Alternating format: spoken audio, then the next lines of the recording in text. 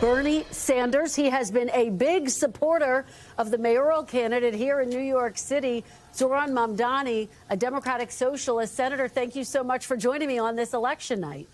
My pleasure. So let's just set the scene. Polls close in just under an hour now in New York. How are you feeling? You think that Mr. Mamdani is going to pull it out tonight? Well, as I understand it, the turnout is extraordinary.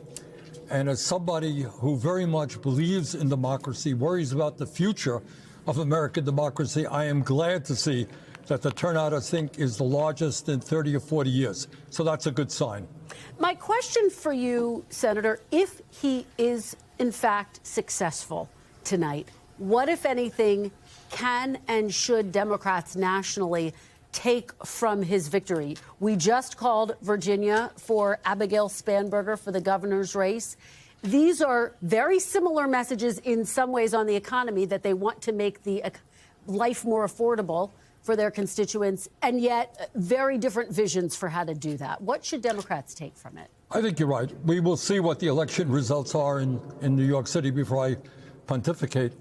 But I think Mamdani has run an extraordinary campaign.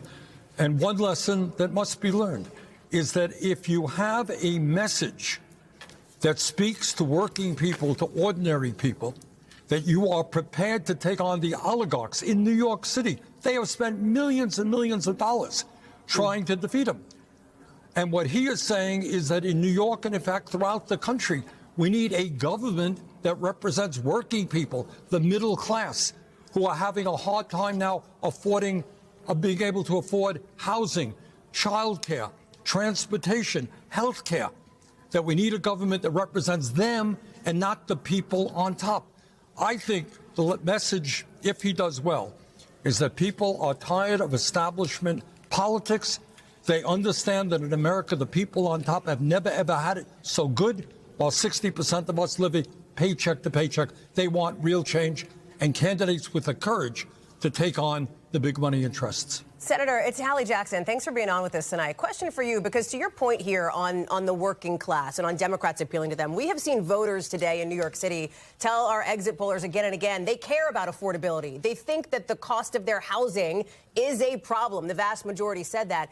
But they also, based on these early exit polls, suggested more than half of voters in these early exit polls suggested that Mr. Mamdani's policies were not realistic. This has obviously been an attack line from Andrew Cuomo in this race. How does Zohran Mamdani combat that perception that he is putting out some of these pie-in-the-sky ideas and doesn't have a realistic way to back that up? How does he combat that if he does do well? To make sure that people in New York, and in my view all over the country, in the richest country in the history of the world, can afford housing. That is not a radical idea. What is a radical idea, if I may say so, is Trump giving $1 trillion in tax breaks to the 1% and throwing 15 million people off the health care they have. That is a radical idea. Thinking that climate change is a hoax is a radical idea. We cannot become accustomed to a nation in which one guy on top, Mr. Musk, owns more wealth than the bottom 52% of American society. So I don't agree with you. It is not radical to say that we should have the best child care system in the world if we believe in our kids and if we believe in the future of this country. It's not radical to say that we should have efficient and fast and free bus service. These are not radical ideas. What is radical is that we have more income and wealth inequality than we've ever had. We thank you for watching, and remember, stay updated on breaking news and top stories on the NBC News app or watch live on our YouTube channel.